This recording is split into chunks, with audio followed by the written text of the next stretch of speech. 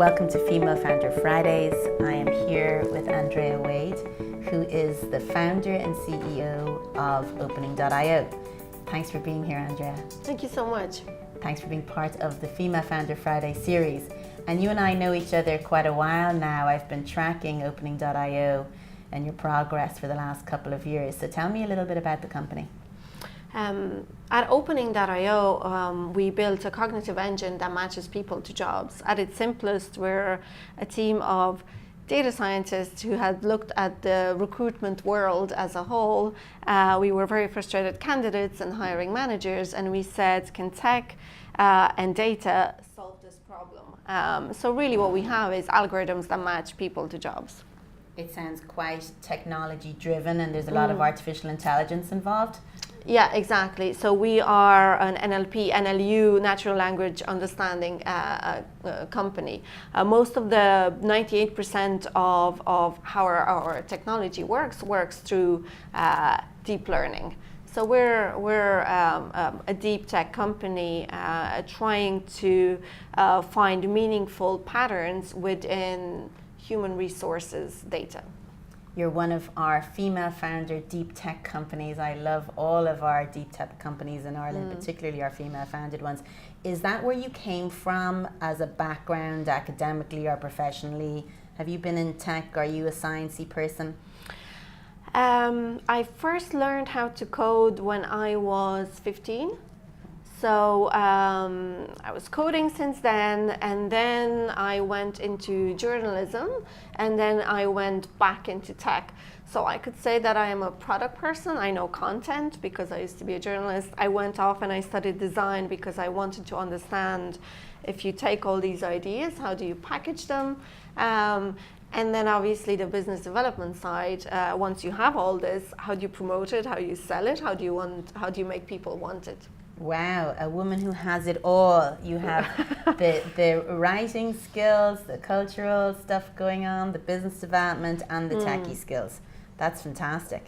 So you're Romanian by background. You came to Ireland when you were 23? I did indeed, yeah. Okay. So I'm from Transylvania, Romania, half Romanian, ethnic Hungarian. I came here when I was 23, and I never left. This is home.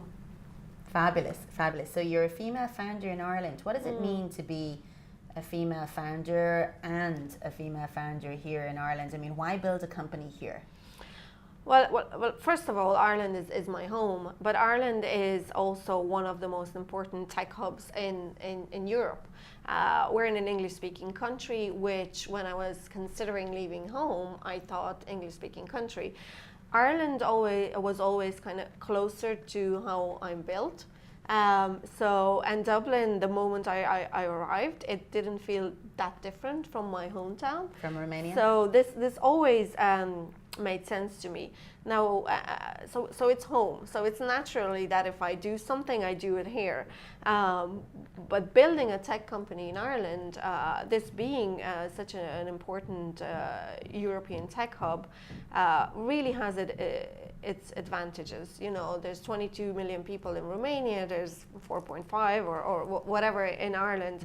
The tech community in Ireland is very close. Everything is, building is easier when people are open. Everything is more or less in close proximity. Yeah. You have all these big companies who are our target market list. There is a lot of great people, great talent. Although we are fighting with the bigger guys in getting good people in, but that's a result of a lot of people wanting to come here and build here. Right. You know, the multinationals also complain about the startups stealing their talent. So I think it's a yeah. The friction is the way it should be, I guess. Yeah. But Ireland, to be honest, anywhere else in Europe, we wouldn't see ourselves move anywhere else in Europe. Ireland is a great place to build in, and especially if I were to point at one thing, community, the help that you can get from fellow founders is absolutely irreplaceable. Every time I have a big problem to solve, I go to my network first. Then I might go to our non-executive directors or the board or a consultant or whatnot. But the founder network, people that have done this already, it's who I call first. And that is, I believe, very characteristic of Ireland. There's a lot of them there. There's a lot of role models. There's a lot of people who've learned lessons before you. And there's a lot of female founders to lean on as well as male founders in Ireland, right? Yeah, no, absolutely. You know, you have Patricia from Soapbox Labs, you have Liz from Sales Optimized, you have, you know, there's Rona, there's Aisling, there's all these names that I can quote until, you know, there's a good few of us, and there's a good few of us that are, you know, we're building, and we've went through a number of phases, and most of these people that I have mentioned, they're way ahead. They've been with their companies for 4, 5, 6, 7 or more years, and we all know each other, and we all support each other, and it's just invaluable. Tell me one company, Irish or not, that you admire and why you admire them. Oh, that's a good question. I mean, you know, there's loads of great companies out there. I watch how their leaders, who are very often their founders, behave, and I've never was one to necessarily look after or look up to someone that we see in the news every day. I look at my friends, and I really like, in Ireland, I really like how Claire from Actionista, for example, runs her business. I really like what she does in order to make her staff bring their 100% of them to work. I really like how Patricia has, you know, Soapbox Labs. Yeah, from Soapbox Labs, that has people that have been with her from day one, 4 or 5 years. I like the stories that are around me that I can see, and the decision making that some of these founders have done. I mean, there's a lot of great and interesting companies out there. But for me, it's I always look at what I know, and I admire what is around me. And you spend so much time with those people, and so much time, especially if you're a founder building a company. You also need to be a leader. You need to inspire and encourage and empower other people. So those relationships are really, really important. Yeah, no, absolutely. And there really is just so much learning that happens. You know, when you have access to people that have done this, they might be 6 months ahead of you, or 2 years ahead of you, or whatever. Maybe even a day ahead of you. You're both doing something, and they just did it first a couple of hours ago. But to have those people so close, you know, in a WhatsApp group, or it's just a phone call. I mean, a couple of weeks ago, I was going through a little bit of a tough time negotiating a round that we're closing, and and I was like in this group saying, well, this might just kill me.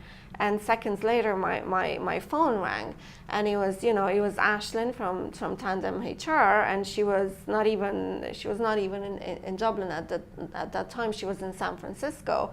I didn't even realize until the end of that call. She stayed with me for like 45 minutes, telling me about her experience and what she did, and what are the things that I should or should not consider, because sometimes you don't even know what the questions are, or you might not know what not to worry about.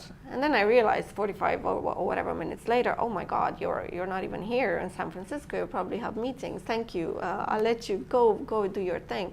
But those kind of things they're just invaluable. Yeah, it's the community and access, and that, as you say, people being so open to share. Yeah. And it's the classic Irish startup story that it's Aisling from Tandem HR, but she's actually just today in San Francisco, as it happens, as opposed to being in Dublin. Yeah, that's exactly. cool.